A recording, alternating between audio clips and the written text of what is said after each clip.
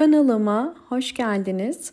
Bugün sizlere ölmek üzere olan bir orkideyi yeniden canlandırabilmek için yeni bir yöntemden bahsedeceğim. Bu orkidenin kökleri kurumaya ve yaprakları da tamamen solmaya başladı. Bu şekilde canlı olmayan, kökleri kuruyan bir orkideyi yeniden canlandırabiliriz. Bu tarz orkide yaprakları artık yeniden eski haline gelmez. Bu yüzden orkidemizi canlandırabilmek için çok fazla yaşlanan ve solan yaprakları koparıyoruz. Bakın bunlar en alt yapraklar. En alt yapraklar genelde ilk çıkan yapraklardır. Ve bundan dolayı da daha çabuk eskirler. Ve bu tarz yapraklar artık kağıt gibi olan yapraklardır. Bunları koparabilirsiniz. Çünkü orkidemizi yeniden canlandırabilmek için eski olan yaprakların gücünü almaması için koparıyoruz. Bakın gördüğünüz üzere şu anda 2 yaprağı kaldı. Bu yaprak zaten biraz daha canlı bir yaprak fakat bu solmuş bir yaprak. Fakat bunu koparmayacağım. Kendi kendine düşmesini bekleyeceğim. Evet, orkidemi yıkadım ve şimdi dezenfekte edeceğim. Dezenfekte etmek için her zaman olduğu gibi oksijen suyu kullanıyorum. Oksijen suyunu eczanelerden bulabilirsiniz. Eğer oksijen suyu yoksa tarçınlı su ya da limonlu su ile de orkidelerinizi dezenfekte edebilirsiniz. Ve gördüğünüz üzere 5 milim oksijen suyunu 100 milim su içerisine koydum ve şu anda suyla karıştırıp orkidenin köklerini ve yapraklarına sıktım. Bu şekilde bunun kurumasını bekleyeceğiz. Bugünkü orkideleri canlandırmak için kil bilyesi kullanacağız. Orkidelerde toprak yerine kil bilyesi de kullanabilirsiniz. Kanalımda sizler için birçok orkide toprağının çeşitlerini göstermeye çalışıyorum. Bugün ise kil bilyesinde orkide nasıl yetiştirilir bunu size detaylı göstereceğim. Kil bilyesini biraz suda yıkayacağım, bekleteceğim. Çünkü kil bilyesinde çok fazla şu anda dışarıda olduğu için mikroplar ya da tozlar çok fazla olabilir. Ve bu yüzden suyun içerisinde biraz bekletip süzeceğim.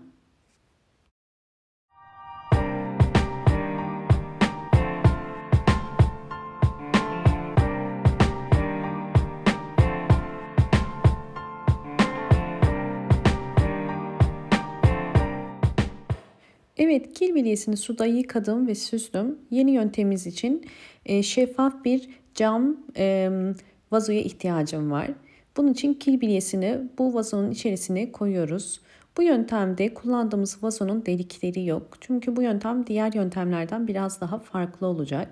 Kil bilyesini koyduktan sonra orkidemi içerisine yerleştiriyorum.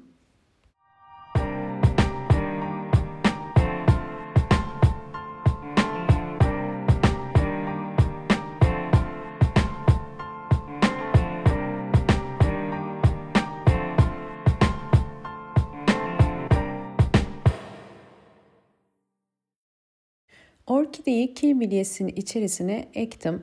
Burada dikkat etmeniz gereken kil bilyesinin sürekli nemli olması gerekiyor. Yani orkide bu yöntemde en altta mutlaka biraz su olarak nemi çekecek. Kil bilyesinin nem tutma kapasitesi çok yüksektir. Bu yüzden orkidelerin gelişimini hızlandırır. Dikkat etmeniz gereken doğru sulama yapmanız. Suyu verirken ölçü olarak en alttan 2 parmak yüksekliğine kadar su vermeniz gerekiyor. Bakın 2 parmak yüksekliğinde ve bu şekilde kil bilyesi bu suyu yavaş yavaş yukarı çekerek nemi daha hızlı sağlayacak ve böylelikle sürekli orkidemizde bir nem ortamı olacak. Bu da orkidemizin gelişimini hızlandırır.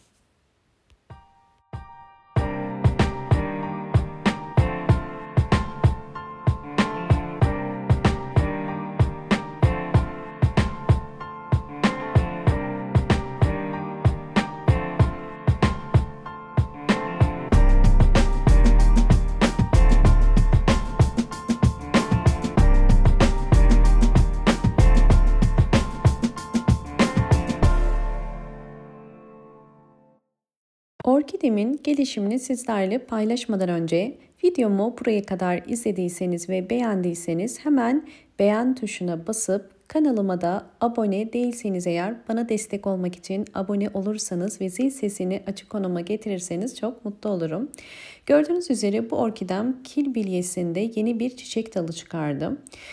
Özellikle kil bilyesinde orkide bakımı yaparken dikkat etmeniz gereken orkidenin kil bilyesinin sürekli nemli kalması. Bunun için de kesinlikle kil bilyesi çok kuru olmaması gerekiyor. Yani alttaki su azaldıkça, bittikçe su vermeniz gerekiyor. Ve bu tarz orkidelerde mutlaka bol ışık alan bir pencere kenarına koymayı unutmayın. Bu tarz orkidelerde, kil bilyesi gibi orkidelerde ben çok fazla sıvı bitki besini vermiyorum. Fakat sizler isterseniz orkidelerinize kil bilyesindeyken de ayda bir kere sıvı bitki besinlerini çok bekletmeden ve çok fazla olmama koşuluyla verebilirsiniz. Kil bilyesinde de orkideleriniz hem yeni yapraklar çıkarır, hem yeni kökler, hem de yeni çiçek dalı çıkarabilir. Sadece dikkat etmeniz gereken sulama. Ve orkidenin bakın kökleri de zaten ekerken dışa doğru koyarsanız kökleri dışa doğru bol ışık alıp ve de aynı zamanda köklerin renginden de suya ihtiyacının olup olmadığını anlayabilirsiniz. Gördüğünüz üzere bu iki orkidem de kil bilyesinde gelişim gösteren orkideler.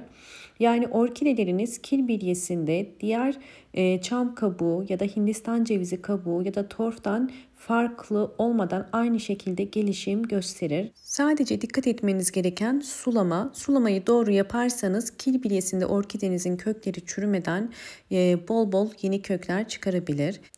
Ayrıca kil bilyesinde sadece kökü olan ve çürümek üzere olan orkideleri de hiç kökü kalmayan orkideleri de yeniden köklendirmek için bu yöntemi kullanabilirsiniz.